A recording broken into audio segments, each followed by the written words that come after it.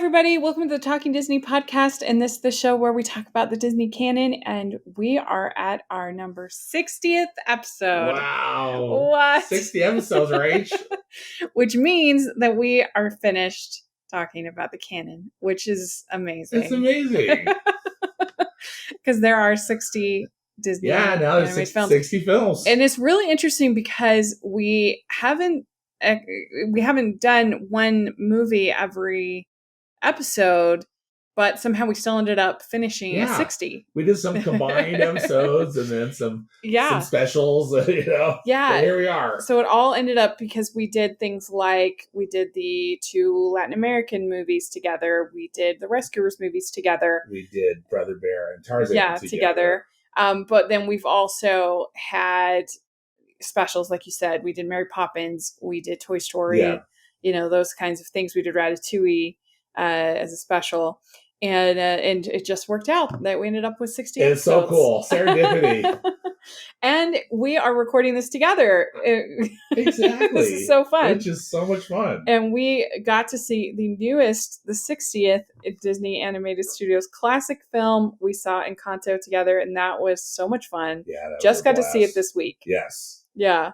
And I was very hyped for the movie. We'll get into more of our response, but I actually also got to go to a panel on the movie, the preview at Animation is Film, and where we got to hear from the director, Jared Bush, about the whole process and everything. We got to see 3 of the songs. Which is so cool. You got to do that. It was so cool. If any of you get the chance, you're listening, you get a chance to go to Animation is Film.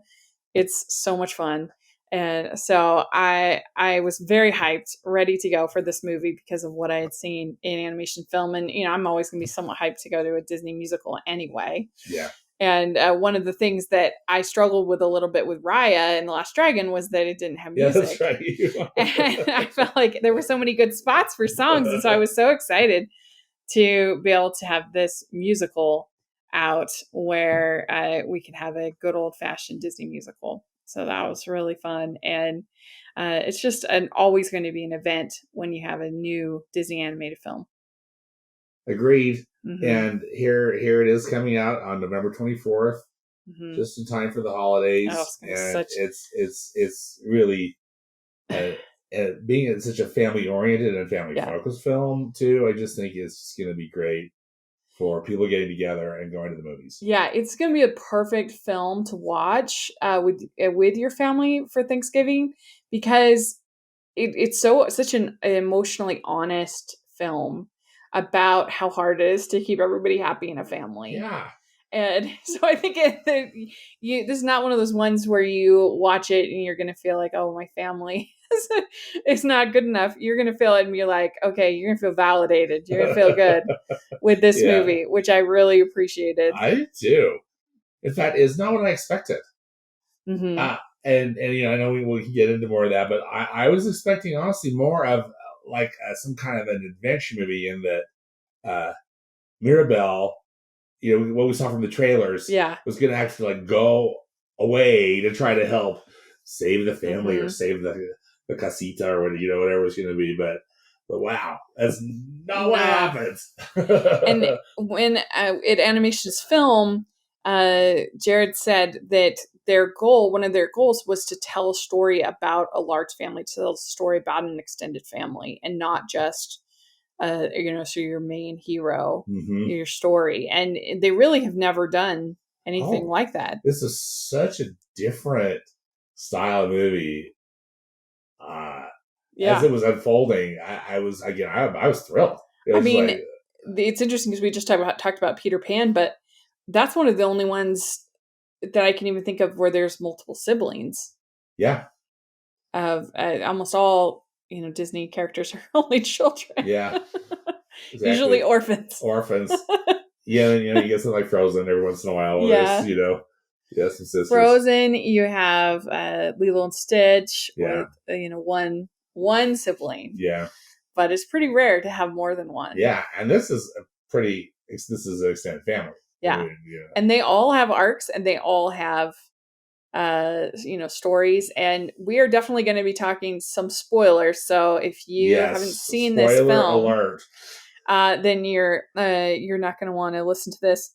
So go see it and then come back, listen to this episode. But yeah, I guess we should start out just sort of our overall thoughts about the film.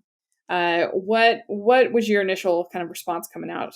Well, as I mentioned, is not that I really knew what to expect. It was not this. Uh, I was so delighted with how this movie kind of unfolded itself. The Lin-Manuel Miranda written songs are great. Yeah. And very signature Lin-Manuel Miranda. I mean, a couple of them, honestly, you could have pulled them like right out of the Hamilton soundtrack, and I don't mean that as a criticism, because I like his style. And so those I thought added a lot.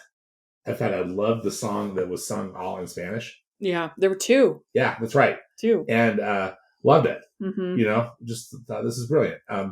So I was pleasantly.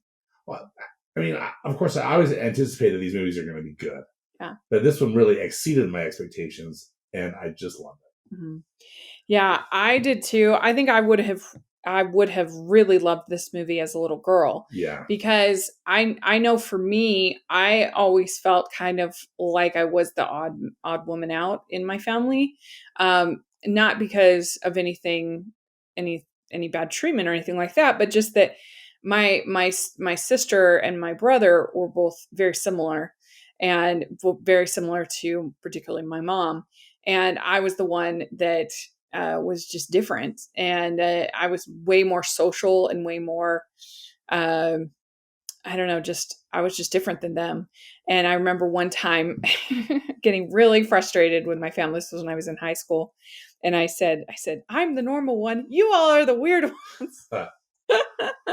Which probably wasn't the best way to go about things. But nevertheless, that was definitely sort of emblematic of how I felt, especially in high school. And I think a lot of people, have that same experience. It's part of growing up. Yes. You feel different. But I think I would have really related to Mirabelle and her just kind of not feeling like she fits in, and feeling like she everywhere else kind of she goes, she is special except for when she's at home in her family. And so I think it was a really a very easy to relate to story despite all the magic. And then I was really surprised at how kind of flawed all of the characters were. There really wasn't, even Maribel herself, because she gets angry, she has her weak sides, but pretty much every character has an arc and a story, and is very flawed. Yeah. Her sisters are both flawed. Her grandmother is very flawed. Mm-hmm. And there was a certain point, we'll talk more about her, but there was a point where I was thinking, is she going to be like the big villain? I know. It's just like grandma? Like grandma's going to be revealed, like as we've talked about, and then kind of, not necessarily happy with some of these villain reveals, Mm-hmm. But instead it's just more, they're just like, they're human, they're flawed, they make mistakes. Yeah, which I liked. And they do get the feel of Colombia. At the animationist film, they showed a couple different trips that they took down there, and they talked a lot about the Colombian cultural trust that they had in the making of this movie. It's very similar to what they did with Polynesia in Moana. And I mean, just every single detail, from the types of tiles on the roof to the artwork to the town to, I mean, they really made sure that this. I mean, I've never been to Colombia, but they really went. It seems like above and beyond to make it feel authentic. Mm-hmm. Yeah, I've never been to Colombia either. However, I really did feel like we were transported someplace.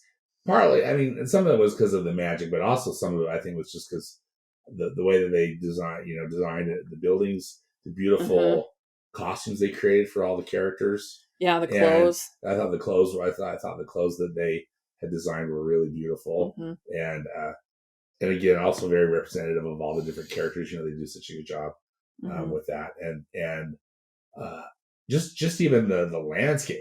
Even though I'm sorry if I already mentioned that, but I love just the trees and the hills and the mountains and everything. And you just really feel like you're someplace else. I think Yeah, so. I love that. Me too. And then you have this this family where Maribel, she is the only one that doesn't have a gift or doesn't seem to have gotten a gift. And it's all building up to the night of the youngest of the family that is getting his gift. And I really loved that little scene that they had in the nursery where she goes underneath the bed and is talking to to Antonio, is the name, Antonio. And that was just such a cute, sweet scene between those two, I thought. Yeah. Yeah. And he ends up being able to talk to animals, which I thought was really cute. It is cute. And it's handled in a very cute way. Yeah. Yeah. And because each member of the family, because what they wanted to do was to have the house be a character in the story, and they definitely succeeded in that. Oh, absolutely. Yeah. It's really fun. I mean, even the way that the tiles clack, clack, clack, clack, clack, and we'll talk to the characters was fun. And move them through and do all the different ways that it manipulates stuff. Yeah, I love the house. Yeah. And each family member, once they have been accepted as part of the magic, gets their own door. And so everybody has a door except for Maribel. And I loved the whole look of the way they did the magic, whether it's the candle or the doors. I thought that was really good. Yeah. Yeah, agreed. And it just had that gold kind of magic look about it. Yeah. Almost like pixie dust. Yeah. Yeah. Yeah. Really beautiful. And I was a little bit, I was trying to moderate my expectations going into it because it's just, you can be your own worst enemy. Especially having gone to the preview, getting super hyped. Yeah. And then going and I just loved it. I thought it was so good. Like I said, I think it's totally a movie that I would have loved, especially as a high school student. I mean, not only the music, but just the characters and Mirabelle as a character. I think that she's just great. And I thought what might be kind of fun is we could talk about each of the characters and their gifts, and that would kind of talk about the story, kind of why we go. So we have Mirabelle as a character, and that's when when we're getting introduced to her, we get introduced to our first song, which is the Madrigals song. And I think that does such a good job of like immediately welcoming you into it just sets up the movie. Establishes this world that they're in. Because it's a lot of characters and a lot going on. And they just had a movie with Eternals that has a lot of characters we're getting introduced to that I found extremely confusing, that I needed that kind of, I don't know, introduction, I guess, to. And I thought this handled it so much better, where I felt like I really got to know quickly every single character. Yeah. It was invested. And Mirabelle, one thing I have to say is I absolutely loved her hair. Her hair was great. It's so beautiful. As somebody who has curly hair myself, I just thought it was beautiful. And you don't usually see the curly hair as much in things. So that was fun. I thought they did a really good job animating her. Some people will say, "Oh, she looks too much like Moana and all of that," but I don't think that at all. No, I don't think so. Yeah. So I think they did a great job. I'm not sure who's over the animation of her character, but I really liked it. And then it's amazing. I mean, pretty much this whole movie was done in quarantine. According to Wikipedia, at least, June 2020 was when Lin-Manuel had begun writing the film's music, and it has 8 original songs in both Spanish and English. So he basically did he wrote the entire score in quarantine. Wow. So, and Lin-Manuel, I mean, you've got to, he is the animation, he has embraced animation this year in a way. I mean, what a year for him, because not only you have In the Heights, and then you have Vivo, Yeah. and then you have this, plus he's directing Tick Tick Boom. Which That man has a lot of energy. he Holy does. smokes. Holy smokes. Yeah. Uh, I think it might be interesting too, Rachel, too, while we're going through this characters, just to give a quick, kind of like a quick genealogy, because yeah. that gets set up in that initial song, right? So we've got the abuela, the grandmother, right? Mm-hmm. And there's some tragic stuff that happens between her and her husband, and Yeah, her and husband it's gets, Abuelita Puedro is her husband, and she has triplets. yeah, they have triplets. Yes. So she's carrying these three babies, in this scene that's, you know, setting up the where the magic house comes from. Mm-hmm. But Yes, and so then we have let's see here. We have one of the triplets is Giulietta. That's Mirabelle's that's mother. Mariel's mother, and so Julieta and her husband, they have three kids, 3 Mm-hmm. girls, and is Mirabelle the youngest? Do we know, or I'm not sure, but I guess I felt like that Isabella looked younger, but I don't yeah, know if she was yeah? I was gonna younger. say I don't know. No, she must be older because remember they said that there hadn't been another ceremony Oh, in right, between Antonio right, and Maribel. right. So she must be older. But yeah, and then so there's the triplets. You have the you have Giulietta, who she can heal people with her food, with her cooking. And so, yeah, this movie will provide a ton of fun inspiration for Oh, the people over the parks. absolutely. I'm sure that they are going to be able to have all The kinds of culinary teams at the delicious. parks, yeah, are gonna Yeah, I mean, I would hopefully. think arepas would do very well there Oh yeah, at the park. absolutely. Yeah, Well, and the rapists in the movie look delicious they too. did. They It was like really anime did. food, right? And it's like, oh, this looks so good. Yeah, it looked like the Studio Ghibli for a Yeah, second. And so then we have Peppa, that's right. Peppa, who is the one of the triplets, and she can control the weather. And she definitely, I think, has the worst power. That would be horrible. I know, right? That would be very stressful. And then you have her father is Augustine, and he was really fun. He's voiced by Wilmer Yeah. Valderrama. Yeah, from that '70s show, Yes. and he was fun because he's like a regular person, but he is very allergic to bees, and he's always getting He's stung. like And with the anime, his poor body, yeah, his allergic reaction. but him and Mirabelle have a very sweet relationship, Mm-hmm. and so I liked that. That was very nice. And then you have Bruno, Bruno, yes, who's voiced by John Leguizamo, and very important character in this movie. very much. And he they don't talk about Bruno, and they don't talk about his door, which has gone dark. And he was somebody who could see the future. That was his gift. And when everything happened with Mirabelle, with her not getting a gift, he saw a vision in the future.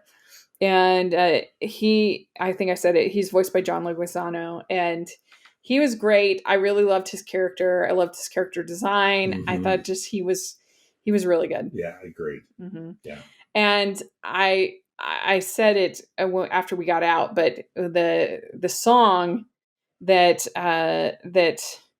Pepe sings about Bruno, we don't talk about Bruno, I thought was my favorite song of the whole yeah, movie. it's a good one. It was a really good song. I just loved sort of the kind of like rumba feel to Yeah, it it's got this all. Like it great has, percussion. yeah, Yeah, it is like a rumba or yeah. one of those. Yes. We don't talk about Bruno. Yeah, It had, very rhythmic. yeah, it was such a good song, and it did so much storytelling in one song as Yeah, well yeah. that I really loved it. And so that's when she starts going and searching after Bruno because the house tells her to search after Yeah, Bruno. yeah. And again, this is where I thought, okay, she's going off on her quest, but the quest is within the house, which I Yeah, just love yeah, that that was really concept. good. Yeah, Yeah, so she goes into Antonio's room, and that is like a huge jungle.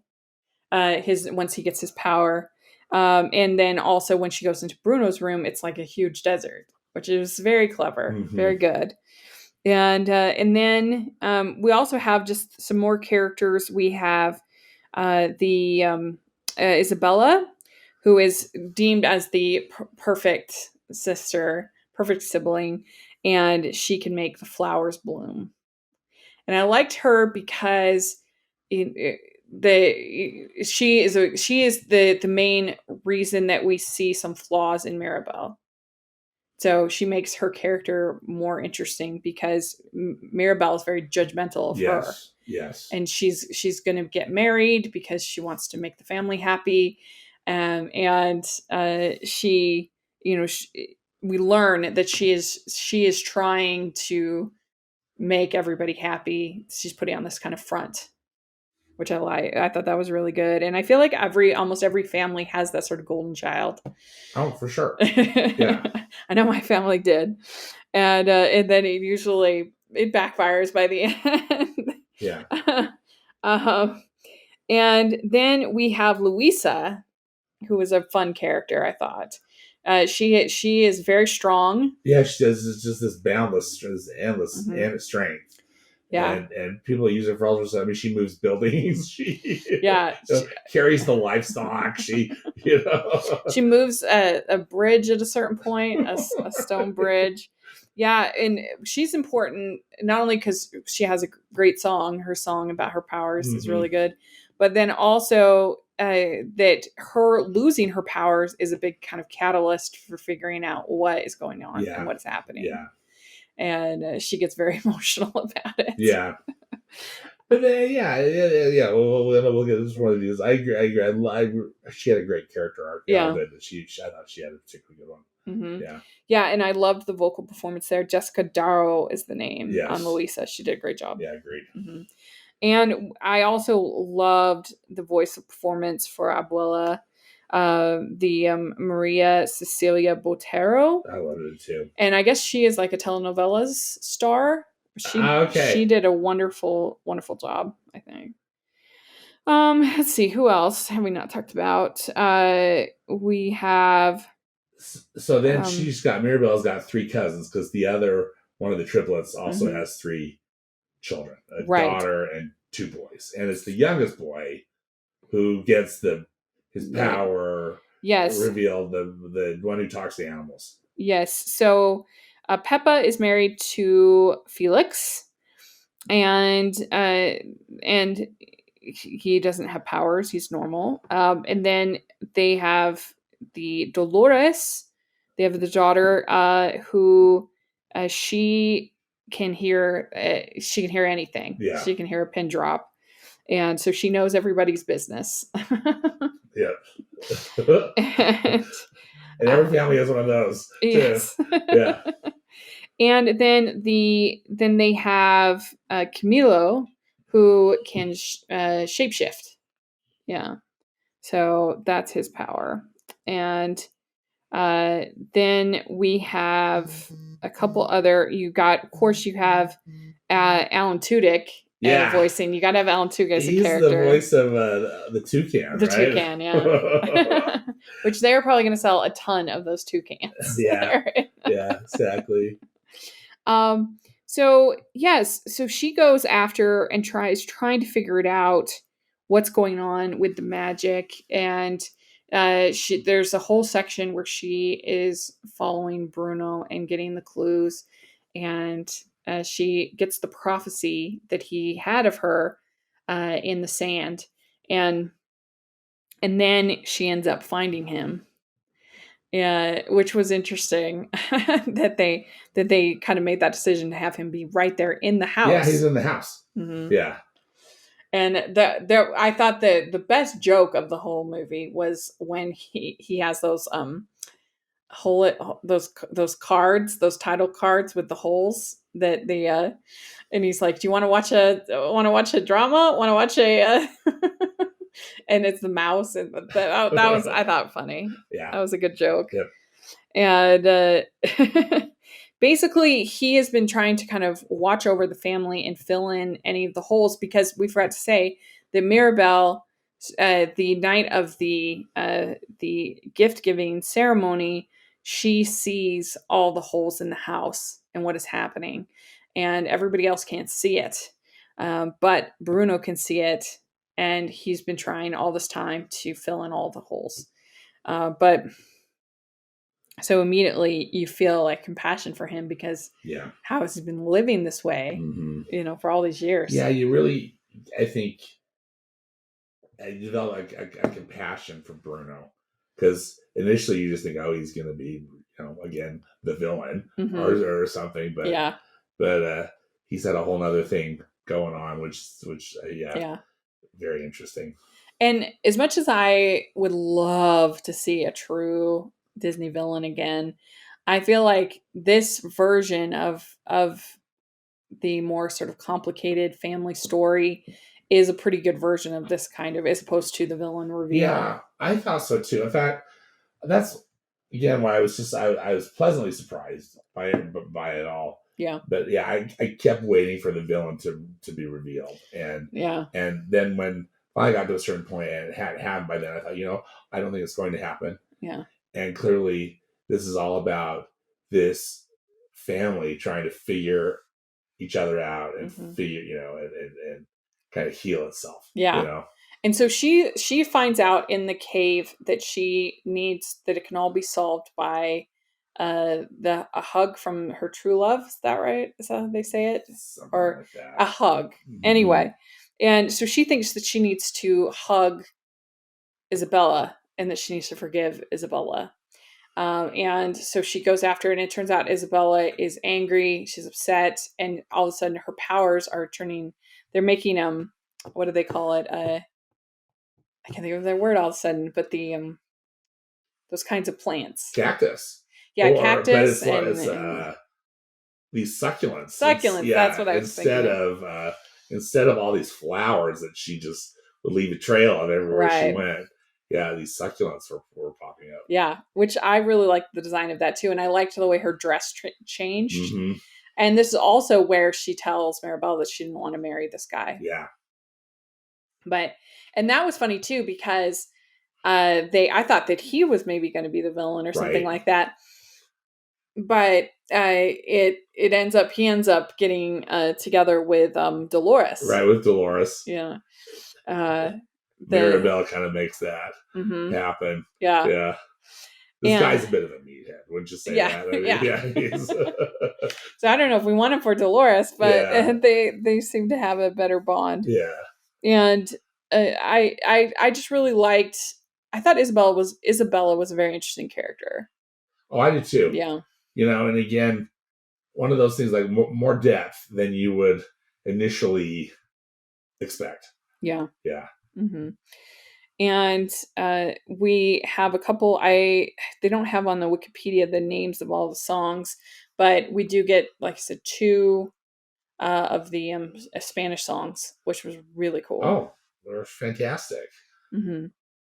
And I liked all of the singing, all of the voice talent. Stephanie Beatriz as Mirabelle is excellent. Yeah, she did a great job. Yeah, I agree. Very good. And I think he's a Colombian pop star. His name is Maluma. He voices. I think he might voice the meathead. Sorry, oh yeah, because he's got a bit of a song. I think at some point, or at least Maluma. I think it's because, again, Maluma's a well-known pop star in that part of the I know Maluma's done some stuff in the U.S., but anyway. Mm-hmm. Yeah, and then they also have Carlos Vives, Latin Grammy Award winner, on there. I wish I wrote down the name of the song, but see if I can find that song. Um, but let's see. I guess I can't find it. I'll just delete that. But no. But they have a bunch of songs that there's 8 songs total, and there's a pretty big gap in between songs when she's on the adventure, but it kind of makes sense because where are you gonna fit it in when Yeah. she's when she's in the cave? Yeah. They also we talked after we saw it that they definitely cut out a part of how she got out of the cave because she's in this tough situation, then all of a sudden she's out. Yeah. And my guess is that was probably cut for time. Yeah. That they couldn't. I mean, it just seemed like the kind of thing that there was probably something more there, but the movie's already 99 minutes, so they probably wanted to keep it under Yeah. for kids. You know, they don't want the kids to get too antsy. Right. Yeah, and I think that there are a few spots that might be a little bit scary for little kids, but I think they'll be fine. And I think that they'll really enjoy like the music and the family, and especially like characters like Antonio. I think the little kids Yes. will really like Yeah. I think Antonio. they're gonna love the colors, and the animals are all drawn. I think they're designed in a really fun way, and it's Mm-hmm. very appealing Yeah. visually. Yeah, because it does take on some pretty grown-up problems, but I Yes. don't think that it's anything that will bore or not the kids won't I like. don't think so either. I it'll be interesting to get some kid reactions. Although there was laughter in the theater, and there were some younger. There was kids a little there. girl behind us that Yeah. was so responsive to She was everything. so into it. She was adorable. Yeah. Yeah. She's like, "Oh, is Bruno's there or whatever?" Yes, and it's very immersive. It's very sweet. It's just I think anybody with a family will be able to relate to this movie and be able to understand how hard it is to keep kind of everybody happy. Yeah. Yeah. And I that's what I appreciated the most from it. And the like I said, the songs and the score I think was really strong as well, by Jermaine Franco. Yeah. The That he did a score's really good terrific. job. Yeah. Mm-hmm. So yeah, I think that we pretty much covered everything that we can cover. So she ends up realizing first she thinks that she needs to hug Isabella in order to break the spell, break the curse. But it turns out that it's actually her grandma, who had become kind of cynical about everything, and because of her fear of losing of the powers. And so she finds out that they go to the river, and her grandma, she finds out the rest of the story about abuelito Pedro, and then how the candle was created. And she's really angry at her grandmother at that point. Like I said, it felt like is the grandma's going to be a villain. Yeah. It was really interesting. And but she hugs her grandma after she realizes the loss that her grandma had to deal with. Yeah. And that hug is the one that helps bring back the magic. Yeah. And they also forgive Bruno.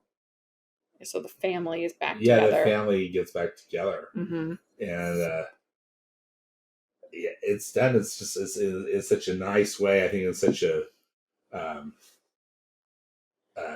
authentic way, even though like you might not have these specific kind of situations in your family. I think we've all had experiences. I mean, it's just life, family life. Yeah.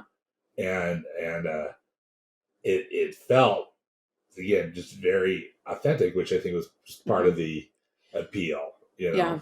And so right at the end, the Encanto, the house, is destroyed because of the friction within the family. And uh and so then the town people come back and help build back the Encanto. Which I loved because, Yeah. the So good. townspeople loved this family. Hmm. The family means so much to them, you know? Well, and when the magic was brought back, it wasn't just the Encanto; it flowed throughout the whole Yeah, the town. whole, yeah. So they benefit from it too. And then uh, the once they get the house built back, then she is given Mirabelle is given the door, the main door, It's the front door. Yeah. the front door, and the magic. She finally gets her gift, Yeah. which is really sweet. Yeah. So I thought that was really good, and I could even see them making more of these movies because now we've just sort of gotten introduced to the family. Yeah. It's a very appealing story, and I think they just did a masterful job Hmm. in telling it. And again, just a very unique kind of story, not anything really that we've seen before from Hmm. Disney in Yeah. this way, and I love that. Hmm. Yeah, and to have it set in Colombia, to have it just be so lush and beautiful, Hmm. and I think that's what we need right now is just sort of the escapism Yeah, and escapism, and for me, it was escapism with a purpose yeah, because it wasn't heavy handed. no, Uh, Yet I think we can relate to it that it's these relationships that can be so hard, but they're so important, and really kind of forcing yourself to make that hmm work or to see a person differently yeah, than you have. I think it's such an interesting hmm message for a Disney film. I was really taken with yeah, it. yeah. So that is Encanto. I haven't ranked it yet. Yeah, I haven't ranked it yet either. I've started. I keep moving it around, It's but hard when you've only seen it once, and these other films we've yeah, seen many times. But this makes for the third time that I have completed watching the yay! Disney canon. And this is my second, I think, officially. Yeah, I watched it for my blog when I first started, and that's when there were 54, and that's why I called my blog 54 Disney Reviews when I first started. And then I did it for my channel every week for a year in 2016. I reviewed the Disney canon that year, and so you can look at all of that. And then now this that we've been doing for 3 years, I think. That's So what we've fun to been be a part of it, Rachel. Thank so you so fun. much. I sometimes just can't believe that people are willing to give up their time and for me and my my channel and my things. But we have so much fun. We've had a great time. We've had so many great guests, and we'll talk more in our ranking episode. But Yeah, I guess it's been we've wonderful. had so much fun, and I'm just really proud of the whole series. So, yeah, this is Encanto. It's our 60th, and let us know what you think when you get to see it. We'd love to hear your thoughts. And put in the comment section, and make sure you're following us at Disney Talking on Twitter. And like so, we're going to do a ranking episode next, and there's plenty of other stuff that I was joking on Twitter. There's plenty more DComs I can make Stanford watch. So we have Exactly. more, but we have lots of fun stuff that we are thinking of doing. So hopefully we keep every month doing something, watching some Disney films like Roger Rabbit, things like that. So if you have any ideas, suggestions, let us know in the comments. And Stanford, where can people find you? On Twitter, I'm at Stanford Clark, and I have a movie podcast and blog at moviespastandpresent.com. Also, please follow me on Instagram. My handle is at moviespap, as in past and present. Great. And you can find me at Rachel's Reviews, all over social media, iTunes, YouTube, and on Rotten Tomatoes. So please check that out. If you were listening on iTunes, please leave your ratings and reviews. We really appreciate that. And if you are listening on YouTube, please give this video a thumbs up and subscribe to the channel. We appreciate that so much. We also have our Patreon group, which is really fun. And we have the merch store, which has hashtag Animation Junkie shirts, and that helps us out a lot too. So thanks everybody so much, and we'll talk to y'all later. Bye. Bye. We did it.